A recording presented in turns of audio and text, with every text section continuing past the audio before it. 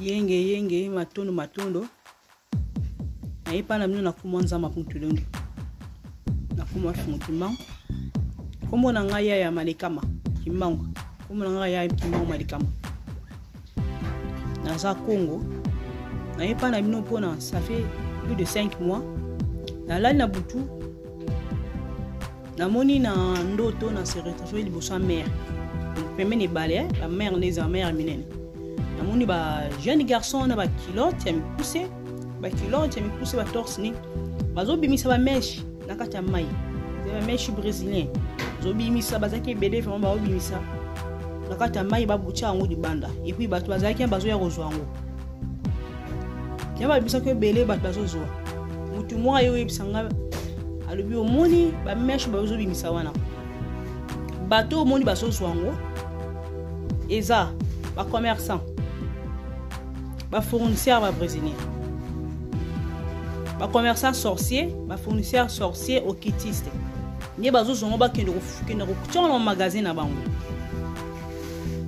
ba nyonso bazo somba yango ezokota na mandaku na bango ndaku nyonso ezokota ba brésilien bazo mema bazo zo ma chance ba blocage ba freinage et comme même ba kufa na vie ya bato. Dans la plupart il y a ba commerçants au bazo teka ba commerçants ba brésilien ba fournisseurs nango sur 10% 9% bazo okiti c'est ba sorcier zo uta na monde des ténèbres ba parce que ça mission ba pesi on po na ko ya ko détruire vie ya bato. Après na yo la mukana butu assemblée après 2 jours na zena sana na assemblée normal na moni ponge yibinga na moni sirani boso nanga là qu'on a banga qui oh si comme ni ngana sirene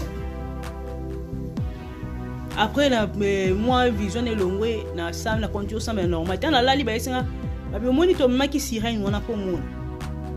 parce que sirene wana mtu na ye ezaki las frontal on va las frontal ba brésilien et na suki ya mtu sirene ezaki las frontal ba bi to yo laksa yo modèle oyo ba fi bazo sala ba utia mikolo las frontal wana ba brésilien na mtu sirene parce que ezo uta na mai na ba sirene na mai kuna bango nde bazo za bango nde ba sala kango bango nde bazo tinda ngo na monde na kati na mukili yango na eko passer no message parce que na garda kiango mais ba oto gangela nga ba lobi nga mikolo ba biki fona loba ba pesa nga pona yebisa bino ba na kilongo pesa na sambela na pesa déjà témoignage na sola kina ba maman na kilongo yango na lo na leke pa na bino bandeko nga place nyonso bozali oboko yoka message o dutete nazanga mutu liboso te na lobi pona ba brésilien mais ba te belé na landa ba sala be mission pona ba makambo o ya mesh o brésilien bo dutete o nyonso zango na ndako na abimisa muso ko lo ba kenga na planta ngo banda kala na sala ngo umeli ngo lo te oui et porte lo e lo ko na finao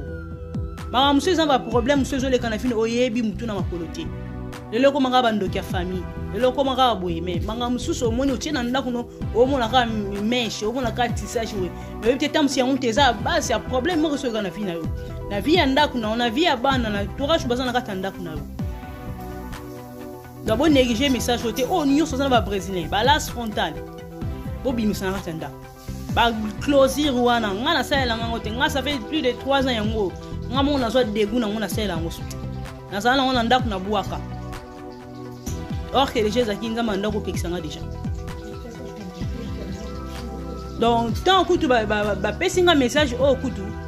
na sai c'est kutu ba peri ke ba blast fronton na kishasa pona na négliger ki boso message na sali sango pe tema yone ko réunion na France wa leki na ngatinye lingango na tilelo te kama te ivana na ndako kutu eza suku na ndako ngaka suku ete kama te OK on te saki na mot tu na yo comprendre nga na seki kunza mais pardon limisanga parce que pesa nga message mais na yo kite nga moku na te kango lisusu yango na yo yebisa bino bokeba na mot to landa ka mot plus de 2 ans déjà ba laksanga sur ba maquillage mais na ko tanga kombote na boy ba porter nga plainte ba maison ya minene ba maquillage ya minene ngape na zaki champion na osela ngo maison moy banda na ka ba laksanga ni rouge à lèvres nango ba fille nyoso komika rouge à lèvres nango et maison le banana ka babi rouge lève nango euta pas Jacqueline poudre nga mai euta pas Jacqueline maison mon père munene banina M bala sanga poudre nga ya mai euta ka pena pas Jacqueline donc on a ça nango kuna ndako na buwa kango na yesa ka entourage nanga basela ngoti yango bokeba attention ozo comprendre maison munene banina M ya maquillage minene fini nyonso linga seilango monsieur banina ka oza mayela comprendre ozo comprendre tout na nzamba olakisa ye yango to sosola biso bana nzambe quel que soit religion na opère zo sambila toza obligé tia kolanda ka mode